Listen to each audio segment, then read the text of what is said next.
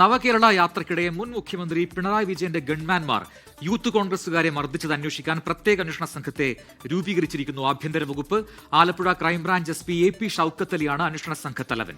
DYSP Baiju Paulose ഉൾപ്പെടെ 6 പേർ സംഘത്തിലുണ്ട്. വെട്ടിയ മഴു മറന്നാലും വെട്ടേറ്റ മരം മറക്കില്ലെന്നാണ് മർദ്ദനമേറ്റ യൂത്ത് കോൺഗ്രസ് നേതാവും നിയുക്ത MLA-യുമായ AD തോമസ് പ്രതികരിച്ചു. ഈ വിഷയത്തിന്റെ ഒരു പ്രത്യേകത, ഇത് കേരളം മുഴുവൻ ശ്രദ്ധിച്ച വലിയ രാഷ്ട്രീയ പ്രാധാന്യം നേടിയ ഒരു സംഭവമാണ്. ആ സംഭവത്തിൽ ഉടനടി തന്നെ നടപടിയെടുക്കുക എന്നുള്ളത് ഒരു ജനാധിപത്യപരമായ സംവിധാനത്തിന് ചേർന്നതല്ല എന്നാണ് UDF സർക്കാർ വിചാരിക്കുന്നത്. അതുകൊണ്ട് തന്നെയാണ് ഒരു സ്പെഷ്യൽ ഇൻവെസ്റ്റിഗേഷൻ ടീമിന് രൂപം കൊടുത്ത് 1 മാസത്തിനുള്ളിൽ തന്നെ നടപടി ഉണ്ടാകുമെന്നുള്ളതാണ് നമ്മൾ മനസ്സിലാക്കുന്നത്. വെട്ടിയത് മഴ മറന്നാലും വെട്ടേറ്റ മരത്തിനത് മറക്കാൻ കഴിയില്ലല്ലോ. അതാണ് അതിൻ്റെ അകത്ത് സ്വാഭാവികമായ ഒരു മറുപടി.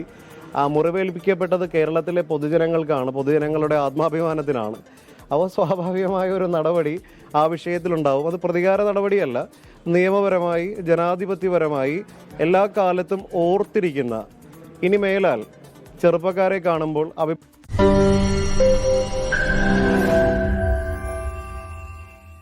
ലോകത്തെവിടെയായാലും ഏത് സമയത്തും 24 വാർത്തകളും ഓഗ്മെന്റഡ് റിയാലിറ്റി പാക്കേജുകളും എക്സ്പ്ലെയിനറുകളും വിശദമായി കാണാൻ ഞങ്ങളുടെ YouTube ചാനൽ നിങ്ങൾക്ക് സബ്സ്ക്രൈബ് ചെയ്യാം.